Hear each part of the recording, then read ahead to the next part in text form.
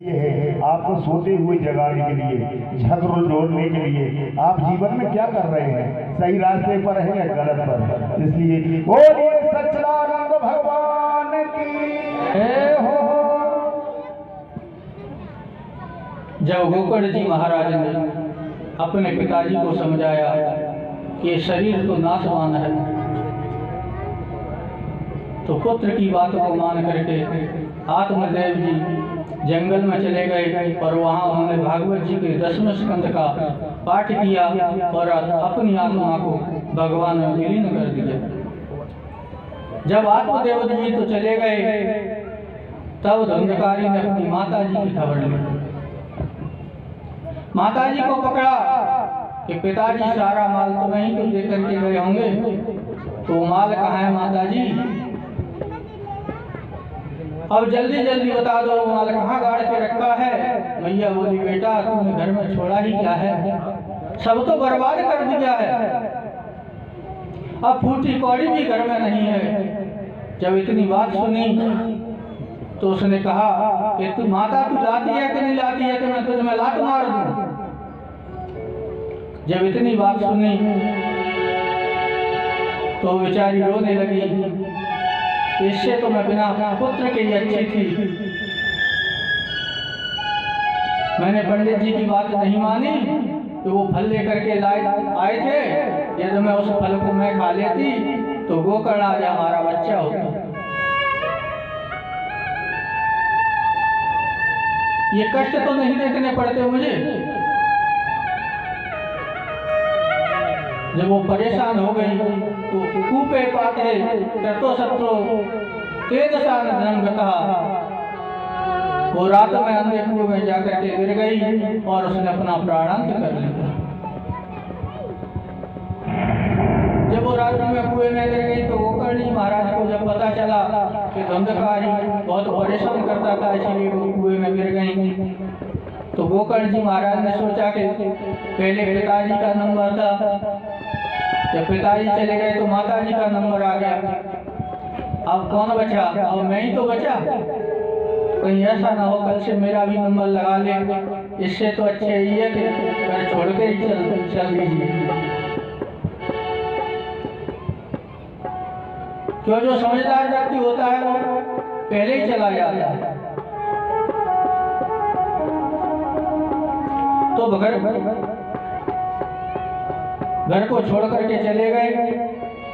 अब तो धुंधकारी, क्योंकि सब कांटे निकल गए धुंधकारी के, अब क्या है? अब तो अपनी मर्जी से जहाँ जाए, उसकी इच्छा, न जाए तो उसकी इच्छा। पहले तो उल्टे सीधे काम कहीं बाहर भी करता था, लेकिन अब तो घर ही खाली है। तो उसने एक दो छोड़ो, उसने 5 वेश्या ला करके घर में रखी। वो 5 वेश्या क्या है? काम की, क्रोध की, मद की, लोभ और क्रोध की, ये 5 वेश्याएं हैं।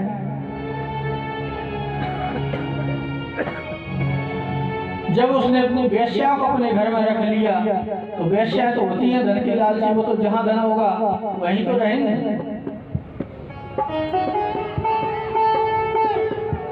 जो धन ज्यादा देगा वो तो उसके साथ जाने के लिए तैयार हो जाएंगे।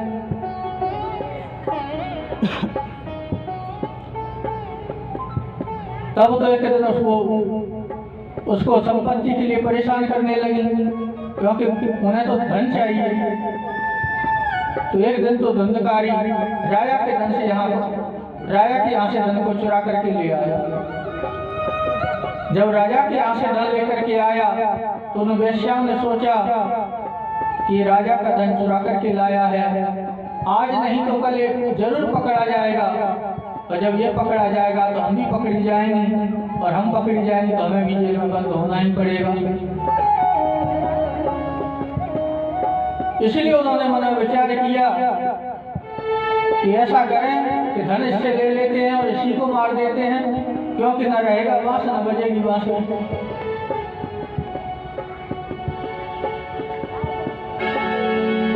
जब उन्होंने ये सोचा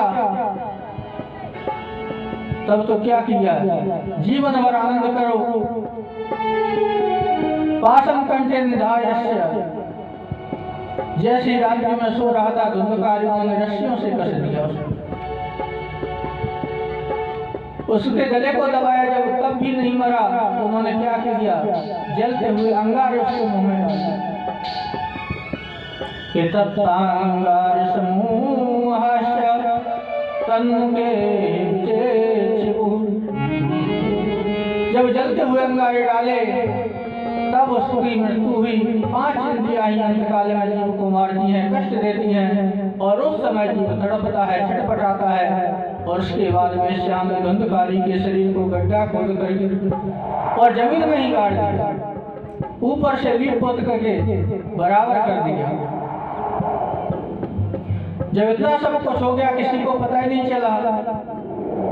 जब 4-5 दिन हो गए तो पड़ोसियों ने पूछा कि आज कल धुंधकारी महाराज नहीं दिख रहे हैं, वो कहाँ चले गए हैं? तो गड़काएं बोली, अरे कुछ पैसे कम पड़ रहे थे तो वो व्यापार के लिए कहीं बाहर चले गए हैं, इसीलिए वो नहीं दिख रहे हैं।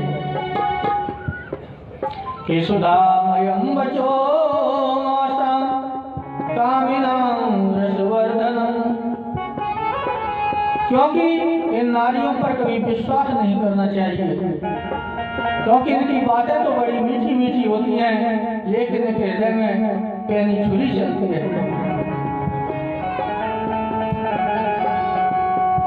वेश्या भाग गई और यह महान पाप था तो यह बना महान प्रेत बना और यमपुरी में भी नहीं जा सकता, क्योंकि बात के रूप धरो नृत्य, क्योंकि जो प्रेत बनता है उसके शरीर नहीं होता है और न वो भोजन कर पाता है। अब जैसे संसार में किसी की भी अकाल मृत्यु हो जाती है एक्सीडेंट वगैरह से, तो वो भी प्रेत योनि में ही जाता है,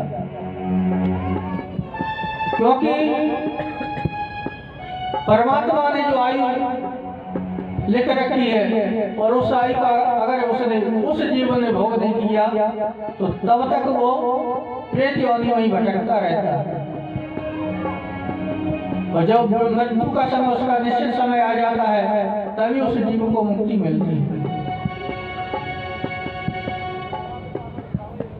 और अपन लोग तो भोजन भी कर लेते हैं लेकिन प्रेत तो भोजन नहीं कर पाता है, क्योंकि उसका मुंह बिल्कुल छोटा होता है, केवल हवा का आहार लेता है, तो उसको कितना कष्ट होता होगा। कि सुधामयं वाचो यासां कामिनां रसवर्धनम्, जब इतना सब कुछ हो गया, जब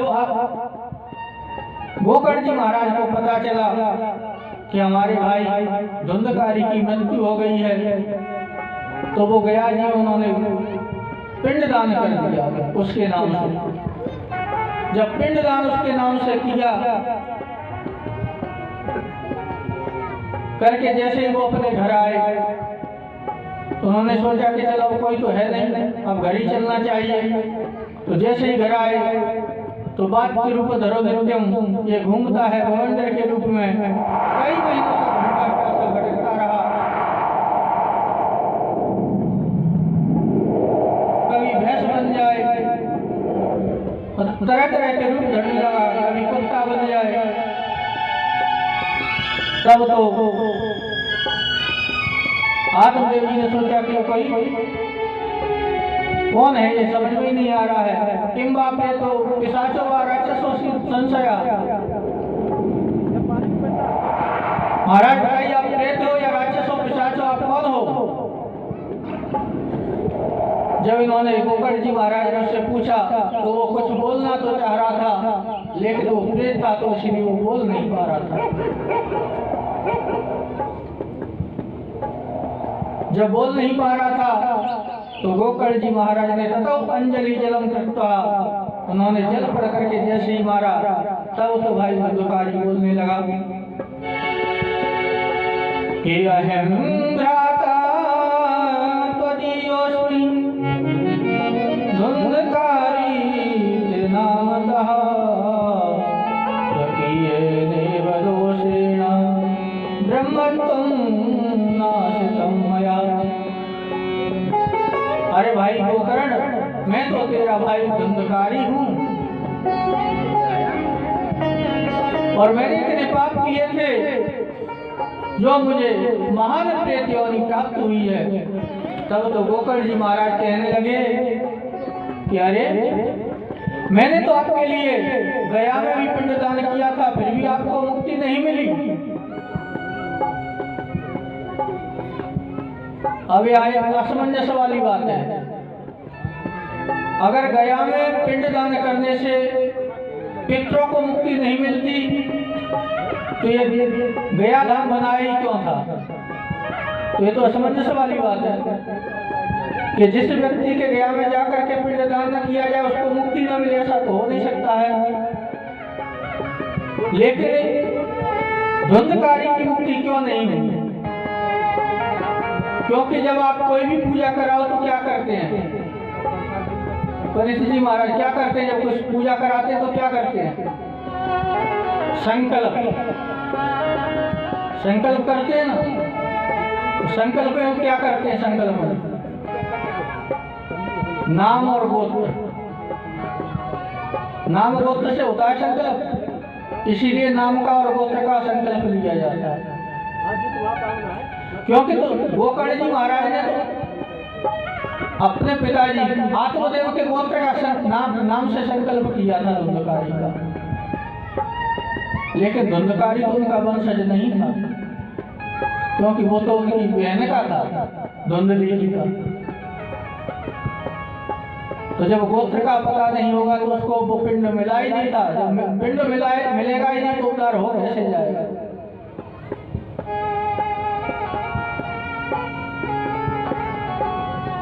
तो इसीलिए वो धुंधकारी प्रेत ही बना रहा था।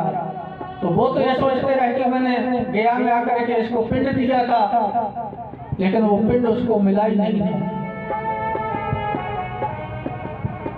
क्योंकि अगर उसके नाम से और गोत्र से पिंड दिया जाता तब तो उसकी मुक्ति होती।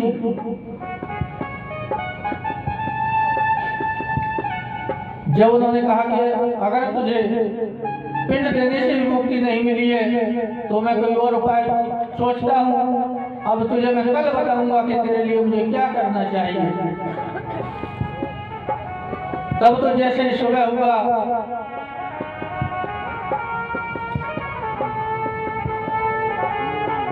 तो गोकर्ण जी महाराज ने सूर्य भगवान से पूछा कि तुभ्यं नमो जगत्साक्षिन् ब्रूहि मे मुक्ति हेतुकम्। हे भुवन भास्कर प्रभु, किसी को मिल जाए प्रेत की योनि तो उसका उद्धार कैसे होगा? किस प्रकार से उस जीव का उद्धार हो सकता है? तब सूर्य भगवान ने कहा कि आप उसको सप्ताह श्रवण कराइए।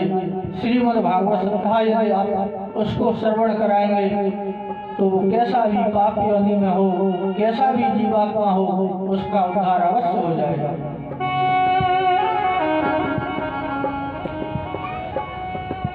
श्रीमद् भागवत मुक्ति सप्ताह वाचनम गुरु। तब तो श्री गोकर्ण जी महाराज ने कथा प्रारंभ की। जैसे कथा में आए सब सभासद श्रोतागण और एक प्रेत भी आ गया उस कथा में।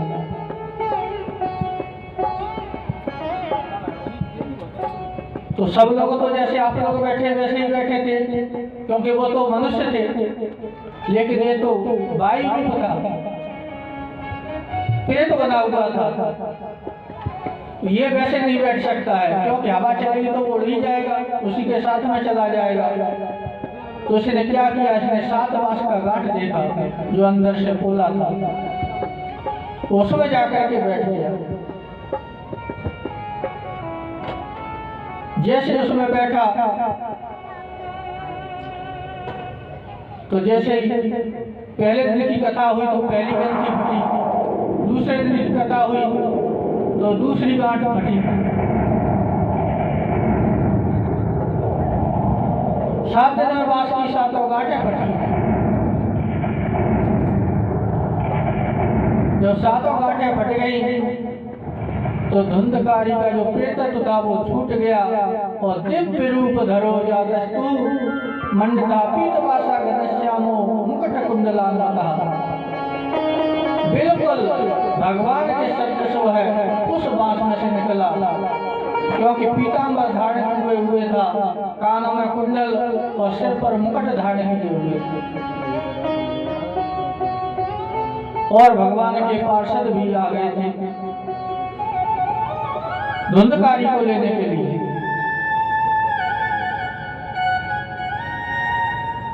तब तो जैसे ही धुंधकारी उसमें से निकला तो गोकर्ण जी महाराज के हाथ जोड़ करके बोला, भैया मेरा उद्धार हो गया। उन्होंने पूछा कैसे हुआ? कि धन्या भगवती वार्ता प्रेत पीड़ा विनाशिनी सत्ता हो तथा धन्या कृष्ण लोक फलप्रदः। जड़ बांस की गांठ टूट सकती है तो फिर क्या चेतन की गांठ नहीं टूट सकती है? विवाह में दो व्यक्तियों के दामन बांधे जाते हैं, पति पत्नी का स्नेह की ग्रंथि है, गांठ है। इस गांठ का छूटना कठिन है। प्रभु की सेवा के लिए साथ मिला है, ऐसा सोचे तो पति पत्नी सुख से रह सकते हैं। और बांस की सात गांठ क्या है? ये वासनाओं की सात गांठें हैं, और ये वासना ही तो पुनर्जन्म का कारण बनती है। वासना पर विजय प्राप्त करना ही सुखी होने का उपाय है, मार्ग है। मनुष्य मोह को नहीं छोड़ सकता। आसक्ति सात प्रकार की होती है। कौन कौन सी आसक्ति है? नारी की आसक्ति, पुत्र की आसक्ति, पिता की आसक्ति, व्यापार की आसक्ति, पैसे की आसक्ति और परिवार की आसक्ति। क्योंकि जब तक आप आसक्ति का त्याग नहीं करोगे तब तक परमात्मा की प्राप्ति हो नहीं सकती है। काम, क्रोध, लोभ, मोह, मद, मत्सर और अविद्या को सात गांठ कहा जाता है। इसमें जीव बंधा हुआ है। वासना की जब तक गांठ नहीं छूटेगी तब तक जीव का उद्धार नहीं हो सकता। भागवत कथा के श्रवण से ये गांठ टूटती है। भगवान का नाम का बार बार स्मरण करोगे तो ये गांठ टूट जाएगी। परमात्मा के चरणों में आश्रय लेकर ही महापापी धुंधकारी देवता जैसा बना।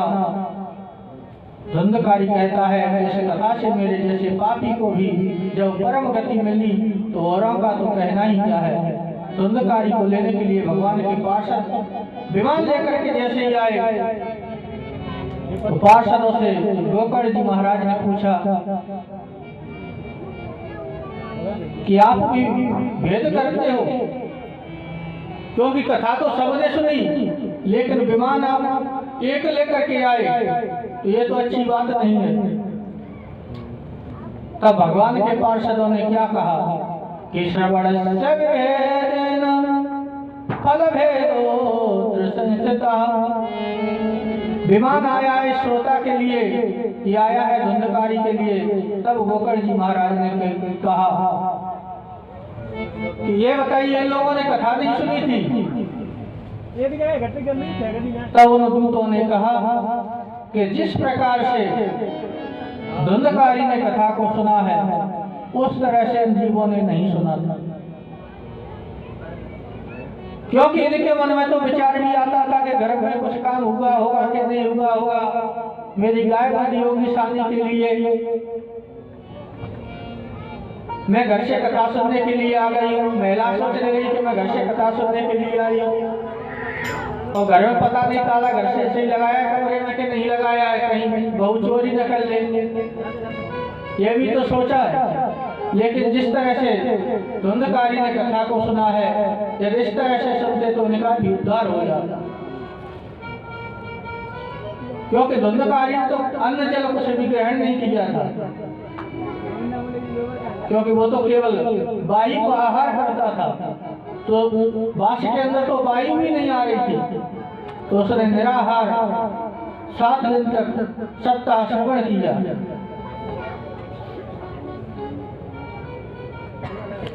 जब 7 दिन सप्ताह श्रवण किया तो उसका उद्धार हो गया। अदृढ़ं च हतं ज्ञानम, जो ज्ञान हो जाए टिके नहीं वो मरा हुआ ज्ञान है। जिस मंत्र में हो जाए शंका वो मरा हुआ है, जिस जाप में हो जाए। तो क्या कहते हैं, जब विमान लेकर के चले गए तो गोकर्ण जी महाराज ने पुनः दोबारा से श्रीमद् भागवत की सप्ताह का वाचन किया।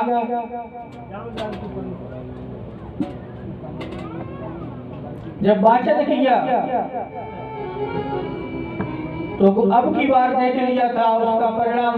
श्रोता सब विराजमान थे उस जगह और विमान आए हजारों मनुष्यों को नहीं, जितने भी जीव जंतु थे उन सब के लिए विमान लेकर के आए। जैसे भगवान राम जब अयोध्या से अपने परम धाम के लिए गए थे तो वो प्रिया के सहित वैकुंठ धाम के लिए गए थे। इसी तरह से आज गोकर्ण जी महाराज ने भी कथा के श्रवण कराने से जितने भी गांव में थे जीव जंतु सहित सारे लोग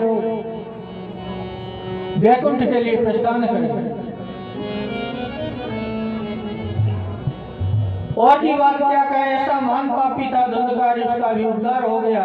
जब गोकर्ण महाराज जी वैकुंठ धाम को भगवान के साथ चले गए तब महात्मा सुनिए कि ऐसे ऐसे महान पापी भी जब दर सकते हैं, गौरव की तो बात ही क्या है। जय ऐसा महान पापी था धुंधकारी, उसका उद्धार हो गया। तब महात्माओं ने पूछा, महाराज एक शंका और मिटा दो। क्या शंका है? कि ये कथा भागवत की सुनने का विधि विधान कुछ है? कब सुनना चाहिए कथा भागवत की और सुनने की विधि विधान क्या है? तब उन्होंने कहा कि अगर लग जाए मौका, कृपा भगवान की श्रद्धा शक्ति दे दें तो कथा सुनना चाहिए, बढ़िया मुहूर्त निकलवाना चाहिए। जैसे एक पिता अपनी पुत्री का विवाह करता है, जैसे पिता अपनी पुत्री के लिए वर खोजता है, ऐसे ही कथा करवाने वाले को पहले व्यास की खोजना करनी चाहिए, फिर मुहूर्त निकलवाना चाहिए कि अमुक तिथि में अमुक महीने में शुभ मुहूर्त बन रहा है, तब कथा करवाना चाहिए। मोरी बात गठियाले चुनरिया मेरी बात गठियाले चुनरिया।